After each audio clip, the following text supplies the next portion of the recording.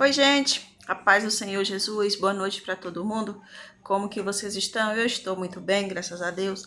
Passando aqui nessa hora, quero nesse momento deixar uma mensagem da parte de Deus para a minha vida e para a tua. Confesso que eu estou muito pensativa a respeito dessa mensagem, a respeito da nossa vida, a respeito da nossa vivência, a respeito daquilo que nós temos vivido com o Senhor e daquilo que é expectativa para as nossas vidas, para um futuro como povo de Deus, como servos do Senhor, como conhecedores do Evangelho que nós dizemos ser, como pertencentes à classe que vai morar na glória, como muitos de nós se julga, não é? Mas é preocupante. Eu confesso para todos vocês que quanto mais eu estou no meio, que eu me envolvo, que eu conheço a classe pertencente às pessoas que dizem que vão morar no céu, mais preocupada eu fico. Quero aqui nesse momento deixar para a minha meditação e para a tua, no livro de Eclesiastes, no capítulo 5, a partir do versículo 1, que vai nos dizer o seguinte: guarda o pé quando entrares na casa de Deus. Chegar-se para ouvir é melhor do que oferecer sacrifício de tolos, porque não sabem que faz mal.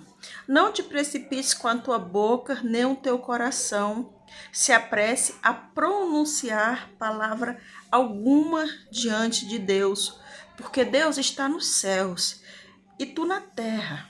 Portanto, sejam poucas tuas palavras, porque dos muitos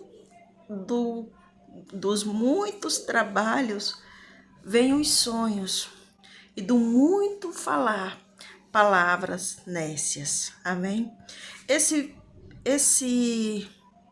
Esses 3 versículos aqui, eles já nos dizem muitas coisas e nos traz uma realidade que é muito preocupante, sobretudo para o tempo ao qual nós estamos vivendo, porque aqui no livro de Eclesiastes, né, como Salomão escreveu, nos aconselhando, nos ensinando, que sejam poucas nossas palavras diante de Deus, que sejam poucas para que nós não venhamos nos atropelar com aquilo que nós dizemos, pensamos, imaginamos ou julgamos a respeito da nossa própria vida e nem a respeito da vida do outro, que nós não sabemos como é, não é? E por que eu digo para vocês que isso é preocupante, sobretudo nesse tempo que nós estamos vivendo?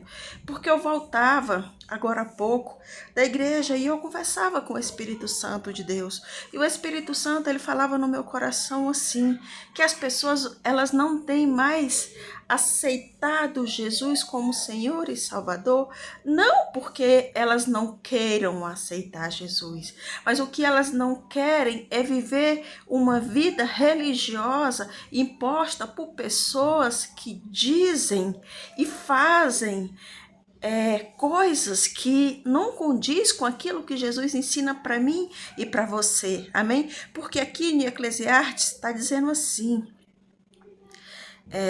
não te precipites com a tua boca, nem o teu coração se apresse a pronunciar palavra alguma diante de Deus. No português, claro, não fale daquilo que você não tem conhecimento, não fale daquilo que você não sabe, não fale daquilo que você não vive, não fale daquilo que você não tem experiência, não fale daquilo que você não viveu.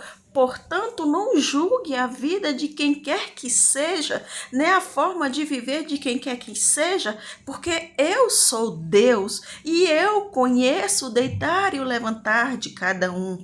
E eu e você, como o povo de Deus, que nós julgamos ser, nós não julgamos ser, nós não estamos aqui para julgar a vida ou a maneira de viver de quem quer que seja. A nossa missão aqui é pregar o Evangelho de Jesus a respeito do arrependimento, da forma de viver, da forma de ser, da forma de se comportar. Isso fica a cargo do Espírito Santo. A palavra de Deus, ela diz a mim e a você que o Espírito Santo de Deus Deus é que convence o homem do pecado, do juízo e da justiça. Não sou eu, não é você, não são as minhas palavras, não são as tuas palavras que convencem o homem. Amém? Então que nós tenhamos muito cuidado. No versículo 3 vai nos dizer o seguinte: porque dos muitos trabalhos vêm os sonhos, e do muito falar, palavras nécias. É a mesma coisa de eu te dizer, tu fala daquilo que tu não tem o menor conhecimento. Amém? Tu julga aquilo que tu não viveu, tu julga aquilo que tu não passou, tu julga aquilo que tu não está passando. Portanto, irmãos, que a nossa missão seja única e exclusiva e exclusivamente pregar o Evangelho de Jesus, sobre a forma de viver das pessoas, sobre a forma de se comportar, sobre a forma de ser, sobre a forma de vestir, sobre a forma, seja lá do que for. É o Espírito Santo, não sou eu, não é você.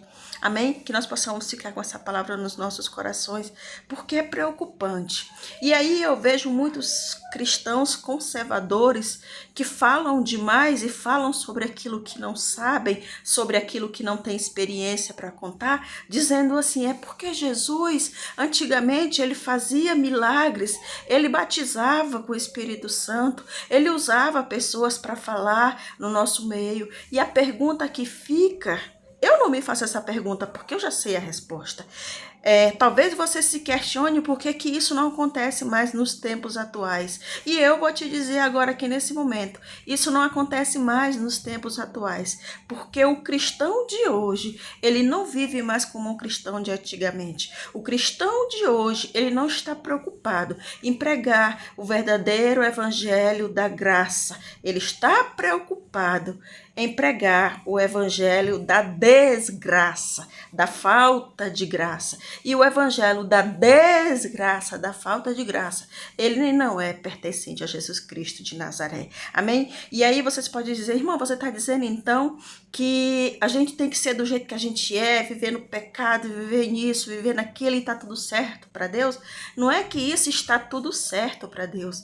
Pelo contrário, isso está errado para Deus, mas para mim e para você, a gente não tem nada a ver com isso, entendeu?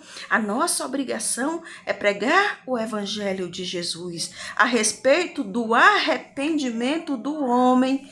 Isso fica a cargo do Espírito Santo de Deus, porque é Ele que invade o ser humano, é Ele que invade o coração, a mente, os pensamentos, os sentimentos do ser humano para que aconteça uma verdadeira transformação, para que aconteça uma verdadeira entrega, para que aconteça uma verdadeira mudança de vida, e não somente mudança de vestes, mudança disso e daquilo que não salva, que não transforma e que não liberta ninguém.